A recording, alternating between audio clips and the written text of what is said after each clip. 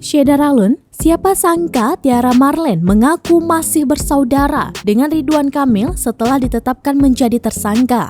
Gubernur Jawa Barat Ridwan Kamil pun bereaksi. Tiara Marlene saat ini statusnya naik menjadi tersangka atas laporan Haji Faisal. Pedangdut ini awalnya percaya diri tidak akan menjadi tersangka. Namun kini justru mencari pembelaan dengan mengaku sebagai saudara dari Gubernur Jawa Barat Ridwan Kamil. Ridwan Kamil memberikan jawaban dengan gaya khasnya yang terkenal kocak seolah membantah pengakuan Tiara Marlene.